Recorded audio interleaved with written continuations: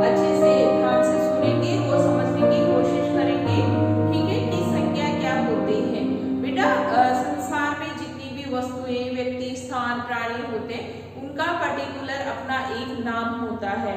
जैसे मेरे हाथ में चौक है, ये ग्रीन बोर्ड है, ठीक है, ऊपर वॉच लगी हुई है, डस्टर रखा हुआ है, आपके पास फोन है, आपका नाम है, पेरेंट्स का नाम है, आपके फ्रेंड्स का नाम है, आपके पास बुक है, इरेजर है, लंच बॉक्स है, ठीक है। हम ध्यान से सोचेंगे कि ऐसा कोई भी वस्तु या स्थान नहीं है जिसका कोई नाम नहीं होता। हर व्यक्ति, वस्तु, स्थान, प्राणी या भाव का क्या होता है, एक निश्चित नाम होता है, और नाम वाले शब्द ही क्या कहलाते हैं, संज्ञा।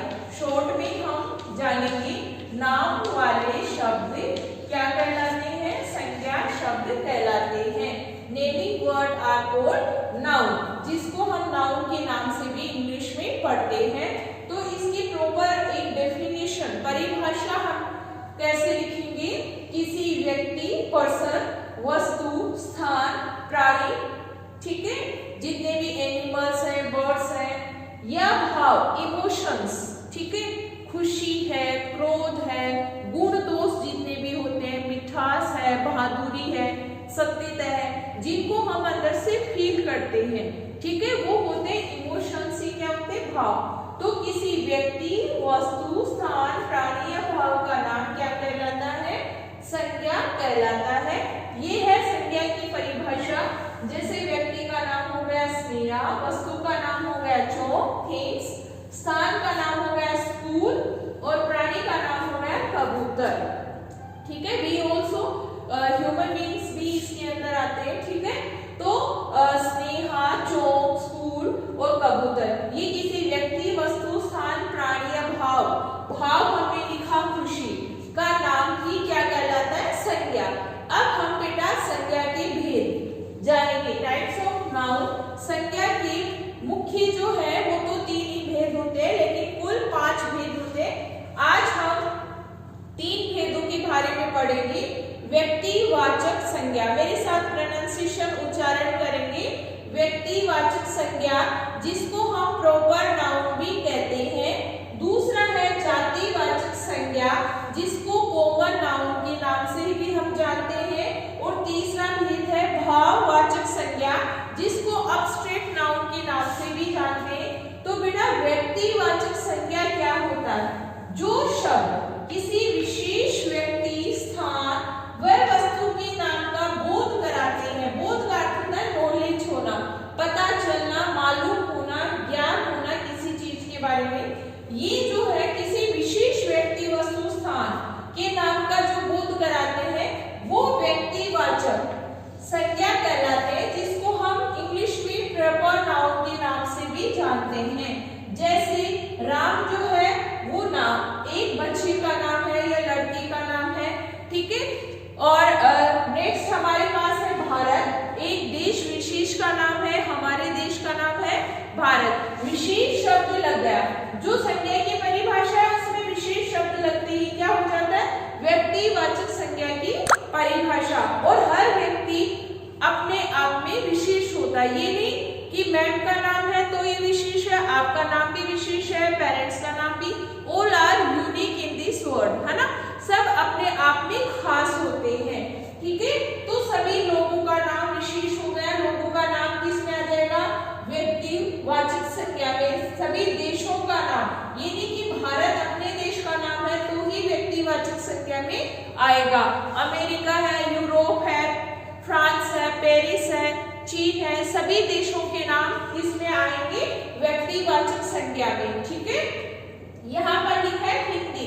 अभी हम क्या पढ़ रहे हैं, हिंदी व्याकरण। हिंदी क्या बेटा, एक भाषा, हमारी राष्ट्रभाषा, ठीक है। ये जरूरी नहीं कि हम हिंदी पढ़ रहे हैं या हिंदी हमारी मदर टंग, नेशनल लैंग्वेज है तो ही हम यहाँ पर हिंदी लिख रहे हैं और व्यक्तिवाचक संज्ञा में सिर्फ हिंदी ही आएगा। सभी भाषाओं के नाम, हिंदी, अंग्रेजी, संस्कृत, ठीक है, स्पेनिश, जितनी भी फ्रेंच है, सारी लैंग्वेज जो है, सभी भाषाओं के नाम है। तमिल, तेलुगु, कन्नड़, मलयालम, पंजाबी, सभी भाषाओं के नाम किसमें होंगे, व्यक्तिवाचक संज्ञा में। जब भी किसी चीज का प्रॉपर संज्ञा में, ठीक है, जैसे राम है, भारत है, हिंदी है। ऐसे ही दूसरा भेद है जातिवाचक संज्ञा, common noun. First of all, सबसे पहले तो जाति शब्द को ध्यान से देखना है। अगर हमने ऐसे लिख दिया तो यहाँ पर ये हो गया वर्ब, यहाँ पर ये जाति क्या हो गया, वर्ब। जैसे वह रोज स्कूल जाती है, यहाँ पर क्रिया है और यहाँ पर छोटी मात्रा जाती, जोर नहीं लग रहा है, छोटी और बड़ी मात्रा का ध्यान रखना है। ये लिखते ही इसका अर्थ जो है वो चेंज हो जाएगा, तो हमें यहाँ पर जातिवाचक संज्ञा में ऐसे नहीं लिखना है। जातिवाचक संज्ञा होती है जो शब्द किसी विशेष नाम का बोध न करवाकर, किसी स्पेशल व्यक्ति वस्तु स्थान का नाम का बोध न करवाकर, वो नहीं पता चलना, ज्ञान होना, पूरी जाति का बोध करवाते हैं, पूरी जाति का बोध करवाते हैं, वो क्या कहलाते हैं, जातिवाचक संज्ञा शब्द, कॉमन नाउन। जैसे राम एक खास बच्चे का नाम है, लेकिन राम की जगह अगर हम लिखते हैं लड़का, तो कोई भी लड़का हो सकता है, वो स्कूल का भी हो सकता है, वो आपका फ्रेंड भी हो सकता है, वो आपका नेबर भी हो सकता है, वो दूसरी कंट्री का जो है बॉय और गर्ल भी बॉय हो सकता है, ठीक है। और दूसरा है भारत, यहाँ पर सिर्फ हमने नाम लिखा है, लेकिन यहाँ पर हमने भारत क्या है, एक देश, शाबाश। तो कोई भी देश जो है उसका नाम क्या हो गया, व्यक्तिवाचक, और देश आ गया तो जातिवाचक। एक कॉमन वर्ड, देश आते ही कोई सा भी देश हम अज्यूम कर सकते हैं। देश शब्द से पूरी जितने भी कंट्री हैं उनके नाम का बोध हो रहा है, पूरी जाति का बोध हो रहा है।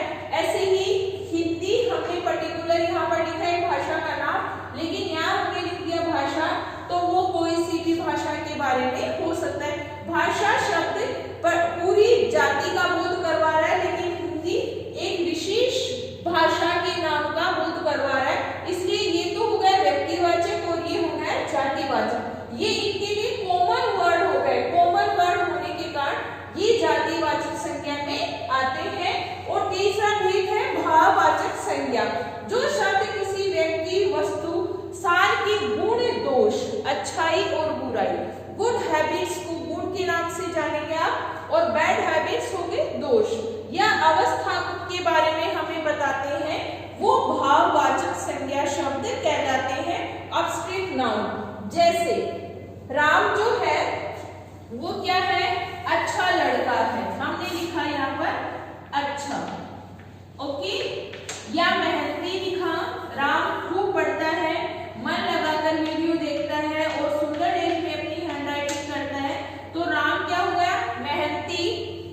फिर है राम कभी कभी हैंडराइटिंग, वो वीडियो तो ध्यान से देखता है, लेकिन लिखने के काम में वो क्या हो जाता है, आलसी हो जाता है, तो बैड हैबिट क्या हो गई, दोष, ठीक है। और ऐसा क्यों होता है, क्योंकि वो अभी बच्चा है ना, समझ नहीं पा रहा है कि अभी से अच्छी हैंडराइटिंग लिखेगा तब आगे चलकर उसकी राइटिंग और अच्छी हो जाएगी। तो बचपन है एक अवस्था का नाम, है ना, अपने जीवन की अवस्थाएं, बचपन, बुढ़ापा, जवानी, ये क्या होती है, अवस्थाएं। तो जिनमें गुण दोष या अवस्था के बारे में पता चले वो भाववाचक संज्ञा शब्द कहलाते हैं, जैसे ईमानदारी, बहादुरी, सत्यता, ठीक है, अच्छाई, बुराई, ये सारे, खटास, मिठास, ये सारे क्या कहलाते हैं, भाववाचक संज्ञा शब्द कहलाते हैं। थैंक यू बेटा।